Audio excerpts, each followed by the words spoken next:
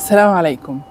في بداية كل سنة بيكون جوانا أحلام وطموحات كتيرة جدا، وبنقعد نحط كده ويش ليست، احنا نفسنا في ايه، عايزين نحقق ايه اللي احنا بنتارجت ان احنا نكون وصلنا ليه مع نهاية السنة. بس خليني اقول لكم ان الويش ليست دي عمرها ما هتتحقق من العوامل الخارجية بس. احنا لو عايزين ان احنا نحقق كل اللي احنا بنخطط له مع بداية كل سنة، لازم ده يبتدي من جوه علشان خاطر في الآخر هيتحقق ويظهر من بره. انا بقول لكم ليه المقدمه دي؟ لان جات لي رساله من حوالي اسبوعين ثلاثه على فيديو من الفيديوهات، واحده من المتابعين المخلصين جدا للصفحه.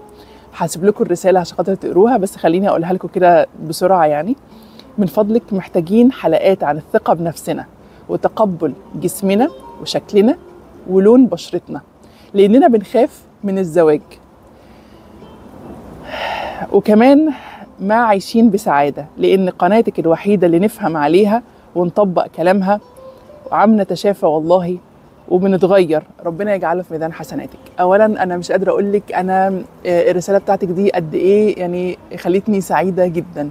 فكرة إن الواحد بيعمل حاجة ممكن تكون بتأثر في حد، وفعلا فعلا يعني ممكن يكون إن شاء الله حد واحد بس بيستفيد.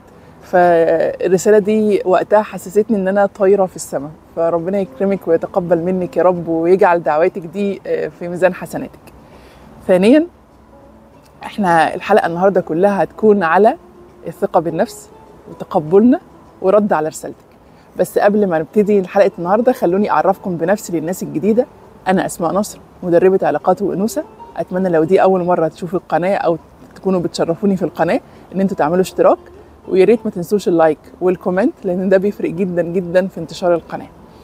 وقبل ما نبتدي كمان عايزه اقول حاجه، اوعوا تكونوا يا جماعه زهقتوا وبطلتوا مقاطعه، اوعوا تكونوا بطلتوا دعاء لاخواننا، اوعوا تكونوا مليتوا، لان هم هناك لسه تحت القصد، وهم هناك ما عندهمش رفاهيه ان هم يملوا وان هم يزهقوا وان هم يكتئبوا.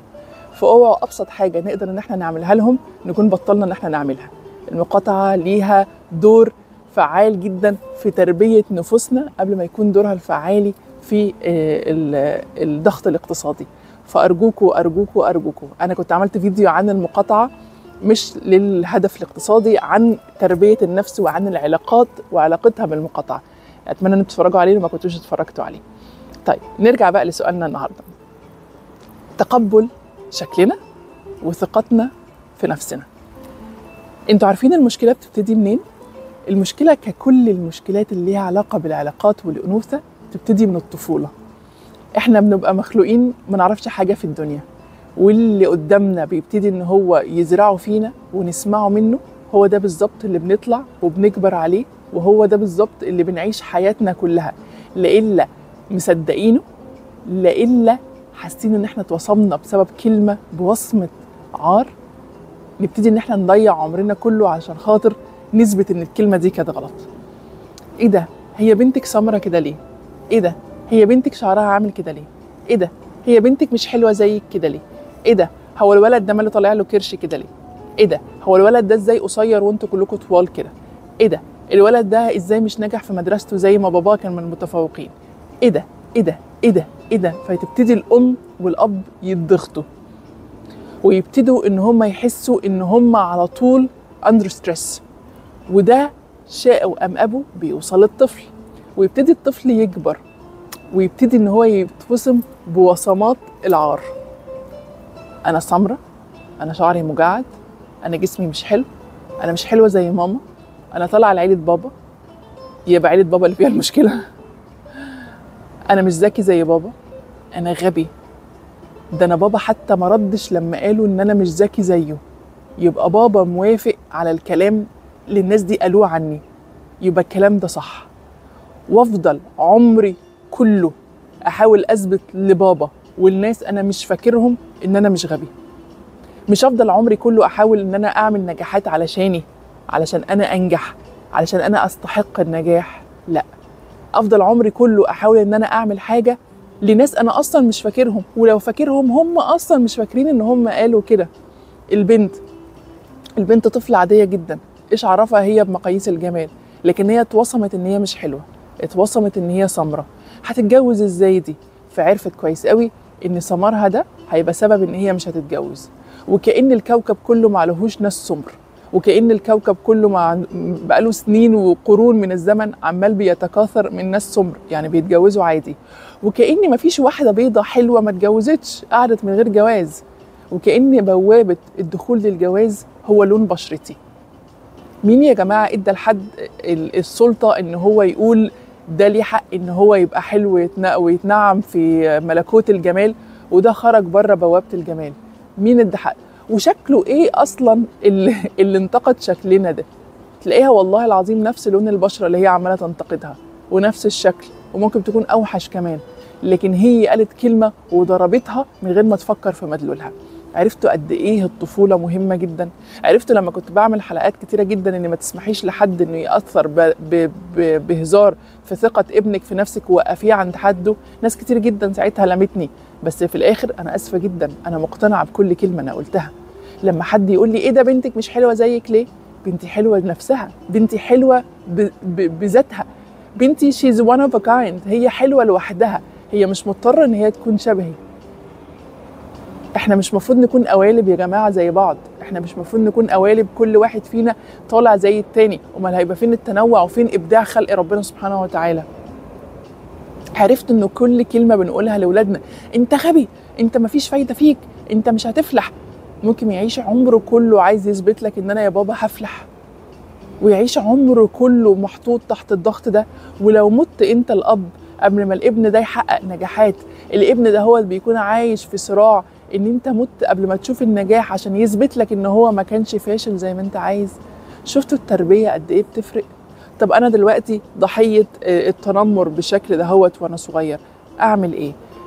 قدامك حل من الاتنين، لا تعيش عمرك كله تحت وطأة التنمر ده هوت، فانت ساعتها انت اللي هتبقى جاني على نفسك، لا الا تكسر الحد ده وتبتدي تقول لنفسك انا اسف جدا، انا هوقف ده وابتدي حياتي بالشكل اللي انا شايفه ان هو مناسب ليا.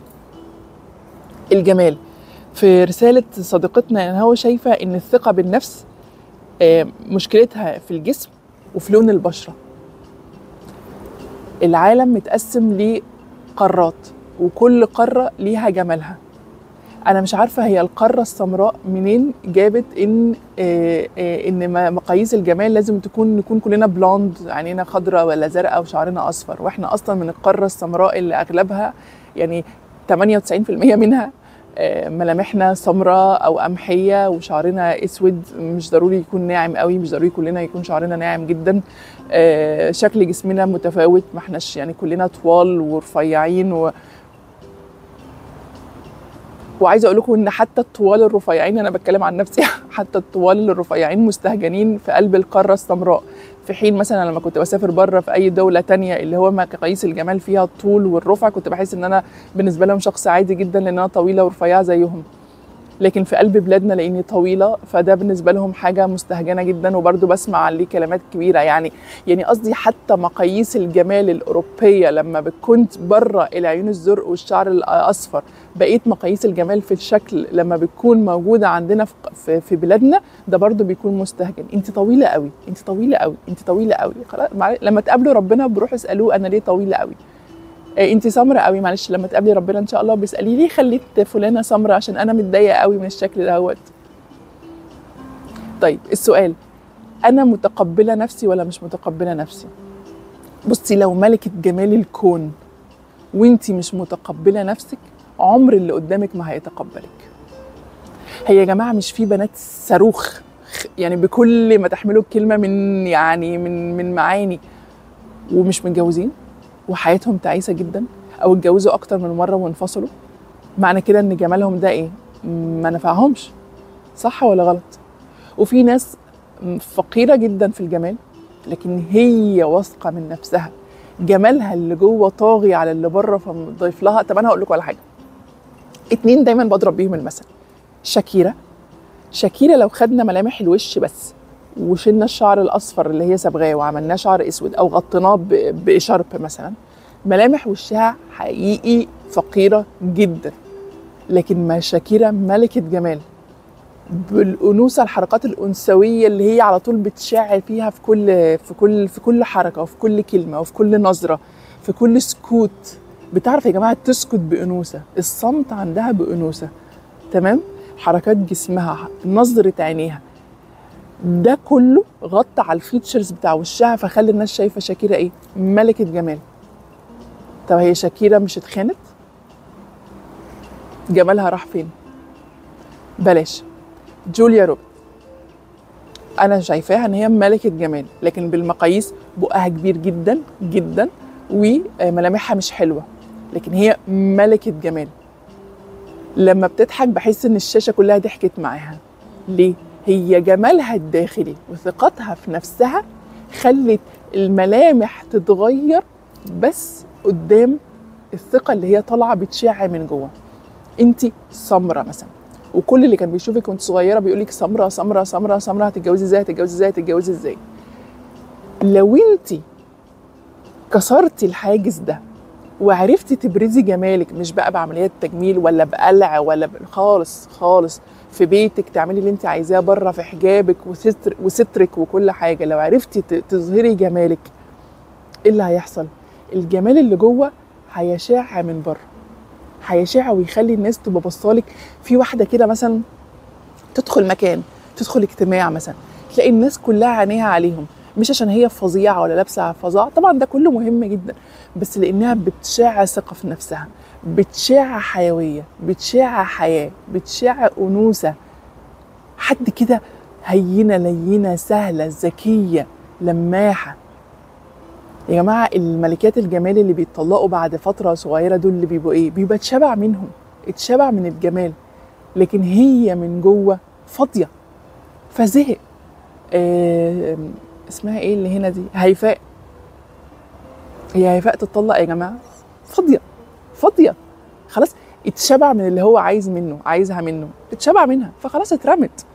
مع مش متجدده. انتوا عارفين ان في انثى متجدده بتبقى ممكن تكون بسيطه جدا محدوده الجمال، لكن هي متجدده، عارفه كويس قوي ازاي تجدد انوثتها، مش بس بان هي بتجدد لون شعرها وبتلبس لانسز وبتلبس حلو في البيت وواخده بالها من نفسها، ده جانب مهم جدا جدا جدا، لكن هي من جوه على طول متجدده لانها شغاله على نفسها كويس جدا، فعارفه ان انوثتها وجمالها متجدده. هو انا يا جماعه ليه متخصصه علاقات وانوثه؟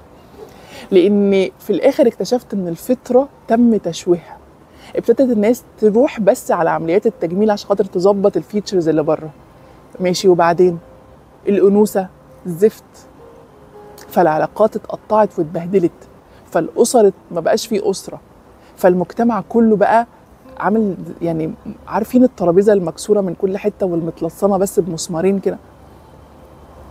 عشان كده كترت كل الموبقات وكل الحاجات السيئه اللي بقت موجوده في مجتمعنا، لان ما بقاش فيه لا انوثه ولا ذكوره، حصل تجريف للفطره. عشان كده انا اخترت التخصص ده، وناس كتير جدا بتبقى مستغربه هي الانوثه محتاجه حد يعلمها؟ تصدقوا الانوثه محتاجه حد يعلمها، لان اللي احنا شايفينه قدامنا ده مش انوثه، ده اسمه اغراء اكتر ما هو اسمه انوثه، واغراء لفتره معينه وبيروح تاثيره. تصدقوا بقى كمان دي؟ ما هي ملكات الجمال شاكيرا ولا هيفاء ولا كل الناس اللي اتخانوا او اتطلقوا او كده، لو اغراءهم متجدد كان الراجل ما قدرش يشبع، لكن معنى ان الراجل شبع معنى كده ان الاغراء مش متجدد، ان هما في الاخر ليهم ليميت. اهو الانثى الصح اللي احنا بنمرنها وبنعلمها ترجع لفطرتها اغراءها متجدد، انوثتها متجدده، طاقتها الداخليه الانثويه متجدده، عشان كده ما يتشبعش منها. وللاسف ده قليل جدا اللي بيعرفوا يوصلوا للكونسبت ده وبيجروا وراه عشان خاطر يعملوه. انت شايفه ان ملامحك مش جميله، لونك مش اللون الايدل اللي الناس بتدور عليه، شكل جسمك مش عارفه ايه، لو انت فضلتي ورا الكلمات دي انت اكتر واحده هتقضي على نفسك. لكن انت لو عملتي ستوب، ايه اللي اقدر اعمله؟ تخينه شويه ممكن اخس عادي جدا، شعري مش عارفه ايه ممكن اظبط شعري بتسريحات معينه تخليني عادي جدا تليق عليا وعلى وشي، اللون لا، يبقى انا بقى اتقبل اللون واتعامل معاه في اللبس، الالوان اللي تليق على الاندر تون بتاعتي وتخليه لوني ده هو ده. في يا جماعه ناس سمر على التيك توك بتفرج عليهم للميك اب، مفيش حاجه باينه في وشهم غير بياض عينيهم، الشفايف سودة، الملامح سودة، كله هو بياض العين بس اللي عامل، وبيطلعوا يحطوا ميك اب، الميك اب اسود هو كمان، لكن الجلو بتاعت الميك اب، الهايلايت اللي بيحطوا والانوثه اللي بيطلعوا من حاجه كده، وهم والله ما فيش واحده بلوند تقدر ان هي تطلع تبرز مفاتنها بشويه هايلايت كده هوت، وهم. هي عارفه كويس قوي ازاي تبرز انوثتها وتطلعها، عارفه كويس قوي تستغلها. في واحده تانية تبقى ماشيه منكمشه ومقتبه وبصه في الارض وحاسه ان هي يعني مش عايزه حد يشوفها، وتبقى متغطيه كده عشان خاطر ما حدش يشوف ملامحها، وهي قمر لان من جوه هي مش واثقه بكده. انت سمره شويه، شوفي ايه الاندرتون بتاعتك والحاجات اللي تليق عليكي والبسيها واعمليها، هتبقي قمر. انت قصيره، البسي الحاجات اللي تليق عليكي وتطولك. انت طويله، يا بختك جدا ان انت طويله، مش يحمدي ربنا على طولك، والبسي الحاجات اللي تليق مع طولك، ما تبقيش ماشيه منكمشه وبصه في الارض حاسه ان انت عامله عشان انت طويله. كل الناس اللي حواليا قصيرين، على فكره انا بكلمكم وانا طويله جدا، انا طويله اطول من المعدل الطبيعي المعروف عنه في الطول الستات، لكن ببقى ماشيه وبلبس كعب كمان اوقات كتيره جدا ولا بيفرق معايا، وتبقى الناس حواليا كلهم ماشيين كده وانا عادي جدا ولا هتفرق معايا. طب ما انا هتجوز ازاي؟ هتتجوزي يا حبيبتي اللي ربنا كاتبه لك ان انت تتجوزي، ده بقى يجي عند اليقين في الله. احنا مش بنتجوز عشان احنا شاطرين بنعرف نصطاد عرسان، احنا بنتجوز بناخد بالاسباب. بنكون لينا سوشيال لايف، لينا حياه اجتماعيه ولينا معارف ولينا وده بيتكلم وده بيقول ده وده بيقول ده، لكن في الاخر ما فيش واحده بتتجوز غير جوزها اللي ربنا سبحانه وتعالى كاتبه لها. ده بقى اليقين بالله. ان انت بقى تمشي وتدوري انت على عرسان، دي بقى افلام مش هتيجي منها، لكن في الاخر اللي ربنا سبحانه وتعالى كاتبه لك بتيجي. وفي رجاله بتحب الستات الاطول منهم عادي، توم كروز بيموت في الستات الاطول منهم وهو توم كروز عادي جدا، مفيش اي حاجه يعني. الفكره في الثقه في النفس، الفكره في الثقه في النفس. انت اللي بتشاعي الثقه اللي تخلي اللي قدامك ينبهر بيكي. اعرف ناس كتيره جدا، كنت مره قريت مشكله كده الحقيقه اثرت فيا جدا، واحده كل شويه تعمل عمليه تجميل لدرجه ان هي جالها مشكله كبيره جدا صحيه، ففي الاخر سالوها فقالت ان جوزها كل شويه يطلب منها انفخي شفايفك، لا كده بقت كبيره، رجعيها عادي، اعملي مش عارفه ايه في صدرك، اعملي مش عارفه ايه في وشك، اشفطي انفخي اشفطي انفخي، لغايه ما الست جالها كانسر.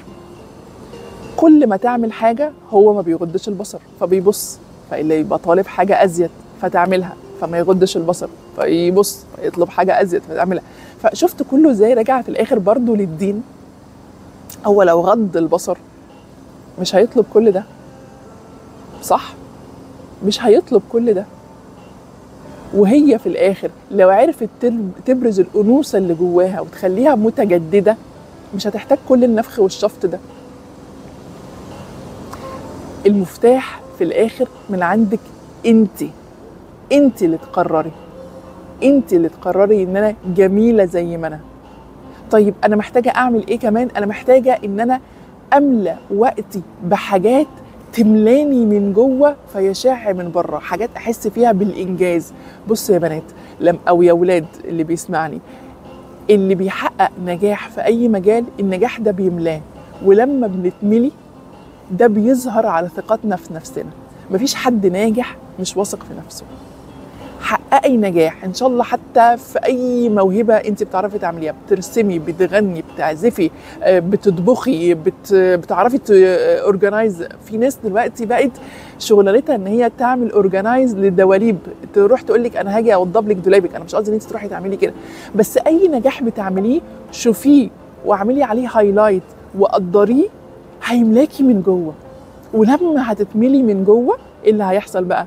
لما هتتملي من جوه ده هيرفلكت عليكي من بره، وده نجاح فوق نجاح فوق نجاح. كل النجاحات الصغيره دي هتملاكي كده وتملاكي ثقه في النفس وتحسسك ان انت شايفه نفسك بشكل مختلف. انتوا عارفين من المشاكل اللي بقابلها في كورساتي ايه؟ اقول لواحده كبيره كده وممكن تكون متجوزه ومخلفه، ايه نقاط القوه فيكي؟ صوت صرصور الحقل مفيش. يا بنتي ازاي؟ اكيد فيكي نقاط قوه. ايه اللي بيميزك؟ ما اعرفش. يعني ايه ما تعرفيش؟ عايشه عمرك كله مش عارفه ايه اللي بيميزك؟ بجد ما اعرفش. فافضل بقى شغاله معاها في الكورسات الخاصه. وبمناسبه الكورسات الخاصه والاستشارات، انا هسيب لكم نمره الاستشارات فوق علشان اللي عايز يحجز استشارات خاصه يشرفني جدا التواصل معاكم. فافضل طول الاستشاره طب يلا نشتغل مع بعض، طب يلا نشوف ايه. انتوا عارفين ان ممكن تكون نقطه بتميزك ان انت لما بتضحكي الدنيا كلها بتضحك، ان انت مصدر اطمئنان للي حواليكي، ان انت تقدري ان انت تبتدي حاجه. في ناس ما بتعرفش تاخد الخطوه الاولى، ان انت بتعرفي تاخدي الخطوه الاولى، ان انت بتعرفي تجمعي الناس، حاجات كتيره جدا انت تبقي شايفه ان هي عاديه جدا لكن هي بالنسبه لك مصدر قوه. طب انا مش عارفه ايه مصدر قوتي، اسالي الناس الثقه اللي حواليكي، انا ايه النقط اللي انتوا شايفين ان هي بوزيتيف فيا، ايه النقط اللي هي الايجابيه اللي فيا، شوفي هيقولوا لك ايه واشتغلي على اللي هيقولوا لك عليه واملي نفسك بيه. كان في حلقه اسمها مثلثات البيتزا، املي مثلثات البيتزا بتاعتك. لما تتملي ده هيرفلكت على انوثتك، وده هيرفلكت على رجولتك وذكورتك. وقتها الثقه في النفس هتيجي. يبقى راجل صغير جدا قصير جدا وملامحه بسيطه جدا ومفيش اي حاجه وعنده كاريزما غير طبيعيه بتخلي اي حد يخش يبقى مبهور بيه، ويبقى واحد طول بعرض بادي بيلدينج مش عارفه ايه يجي بس يفتح بقه تحس ان انت خساره فيك طولك وعرضك. والله استغفر الله العظيم. ده ايه ده؟ لان ده مملي من جوه وده فاضي من جوه. فاملوا نفسكم من جوه، حوطوا نفسكم بالايجابيين. مفيش حواليك ناس ايجابيه لدرجه ان انت لغايه دلوقتي مش عارف ايه نقاط قوتك، ابتدي ان انت اعمل لنفسك مجتمع جديد، حاوط نفسك بالايجابيين، هيفرق معاك جدا. حقيقه الموضوع كبير جدا ومحتاج ان احنا نتكلم عنه اكتر، واوعدكم ان احنا في الكورس القادم ان شاء الله بتاع المقبلات على الزواج او المقبلين على الزواج هتكلم فيه باستفاضه. بس نخلص الاول كورس العلاقات اللي احنا بنعمله كل يوم جمعه. ولو محتاجين ان احنا نتكلم في اي موضوع او عندكم اي سؤال زي ما صاحبتنا دي سالتنا اكتبوها لي في الكومنتات. اللايك والكومنت بيفرق جدا في انتشار القناه، فاتمنى ان انتم ما تبخلوش عليا بيه، ده مجاني جدا لكن هيفرق جدا في انتشار القناه. واتمنى ان شاء الله ان انتم تكونوا الفيديو كان مفيد ليكم، واسيبكم دلوقتي في رعايه الله. السلام عليكم.